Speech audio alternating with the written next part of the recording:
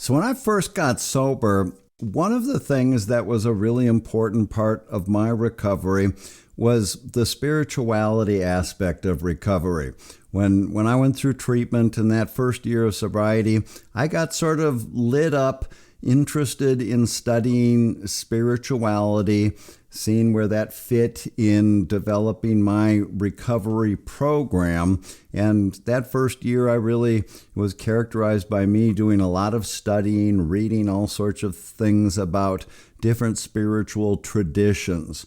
And I remember one day I was probably at Whole Foods and I saw a magazine on the rack, and it was probably one of the sort of New Age metaphysical magazines there, and it had this article on the cover written that it said, "The Secret to the Spiritual Life." And I thought, ooh, that's right up my alley. I want to read that. And so I bought the magazine. I went home and I was looking forward to reading this article that was written by a relatively, I guess, well-known monk and spiritual writer.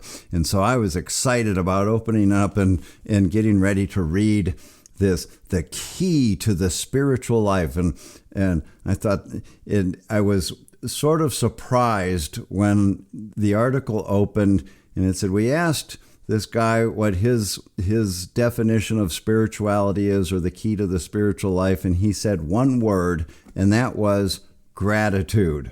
And I was like, oh, come on, man. I was looking for something a little sexier than just gratitude. I thought we were going to be reading about going up to the top of mountains and learning different spiritual poses and combinations of different incenses and things to find that key to the spiritual life. And again, I was sort of brought down to earth with this one simple word, gratitude. And I can say that today, many, many, many years later, I do understand and completely appreciate what he was referring to.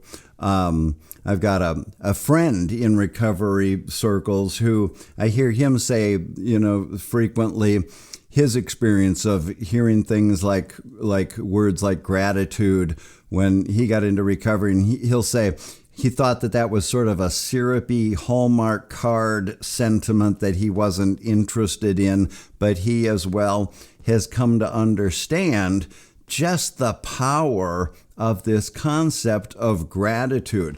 Because one of the things that I find interesting in it, the power is in the paradox of the simplicity of what practicing gratitude is. And so, people around recovery circles, it's nothing new. The concept of making a gratitude list, that's something that we do in recovery. It's probably one of the quickest things that you can do to change your attitude. If you wake up and you're in a pissy mood, quite frankly, sometimes somebody will suggest, write a gratitude list. And boy, are we ever surprised at how that can change things really quickly. So I'll take this a step further. The reason that I thought of doing this hot take today on this topic, I did a session with a client this morning, and he's new in recovery. I think he's got probably about 50 days sober. And I'm introducing all this new recovery stuff to him. Everything, he hasn't been around here before, so all the concepts are new. And so we got on this gratitude topic today. And so I sort of opened the door and, pulled out all my material on gratitude.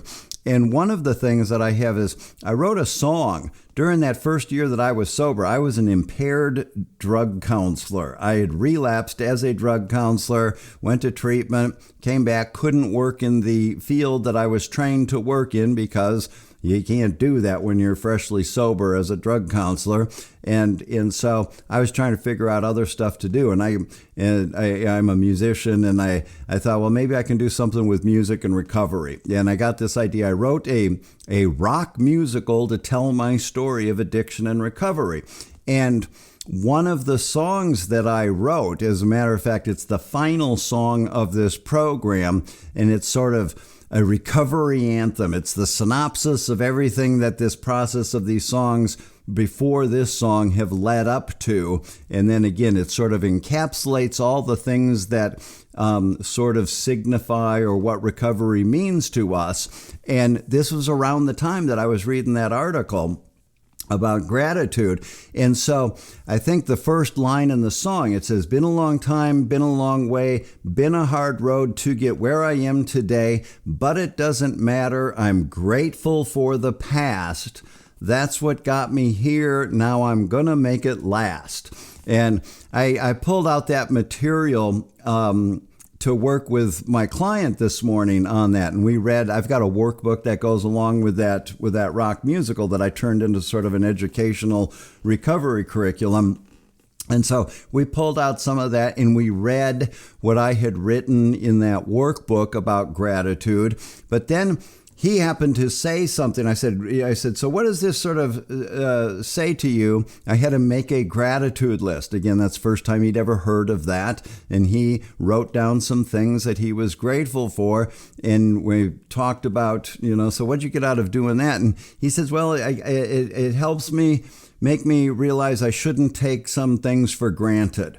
And bingo, that's one of the most valuable things that this practicing gratitude does, is helps us recognize that maybe there's some things that we take for granted. So I use that as an opportunity to go a little bit further on this material from this song, because the name of that song is called Chop Wood, Carry Water. Now, we pulled up some more material and examined what the term chop wood, carry water is. The chorus of that after, but it doesn't matter. I'm grateful for the past. That's what got me here, and I'm going to make it last. And then the chorus goes, I'm going to chop wood, carry water every day, just doing what I oughta. Do right by my brother. We love ourselves by loving one another. And I took some time in that workbook to explain the phrase chop wood, carry water. That's a sort of ancient phrase. It's found in both Buddhist and Christian writings, I believe. And sort of the essence of what that implies is, sort of simply, don't take the little stuff in life for granted. Just keep doing what I think it sort of indicates. The Chinese, maybe the Buddhist text says something about marvelous action, something about miraculous. I get wood from the earth, which provides shelter. I can burn it for warmth. That's the shelter part. How incredible is that I'm provided wood and I can go to the stream and I can draw water from the stream. The essence of my life. I need water to survive. And how incredible is that I got wood right here. I got water right here. I chop wood, carry water every day, just doing what I ought to. And again, it reminds us to not take the little things in life for granted. And then I go on in that workbook to say, and that's sort of what this spiritual path is. I'm a fan of the phrase, finding the sacred in the mundane. By recognizing, again, that's mundane. Oh, I can look out my window right here and I've got woods out there. And I spent the last weekend chopping wood really hard. And I got scabs all up and down my arms because I was chopping wood. And guess what?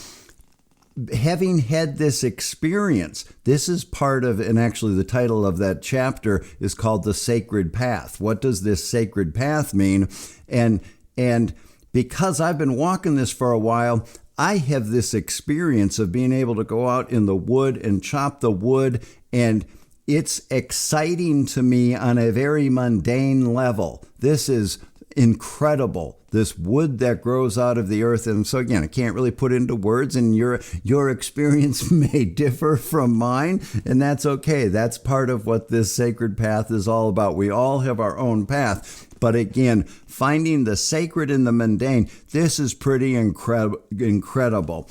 And so again, we examine that phrase, chop wood, carry water, as taking this gratitude another step in terms of pay attention to the little stuff. Don't sweat the big stuff. Pay attention to the little stuff. And, to sum this up on is the title of this says, what's the key to the spiritual life? Just simply remembering to be grateful. If you're new to recovery, again, if maybe you haven't heard this term gratitude list, some of you probably are very aware of it and have had experience making gratitude lists. They've got apps now. You can have on your phone, open up and say, make a gratitude list. And it can end up being a really powerful, deep, spiritual exercise, just taking a couple minutes every day to, okay, I'm going to write 10 things that I'm grateful for.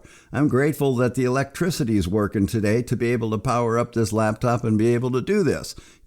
We take some of those things for granted. So again, you might be surprised at just how that simple action can change everything for you, starting with your energy and how you go through the day, and expanding on a deeper level in terms of just your whole interaction with the world around you and how you view it can change your life in terms of your position in how you interact with others and interact with the world. So that's my hot take on the value of gratitude. As the monk in the article said, the key to a spiritual life, one simple word, gratitude. See you next time.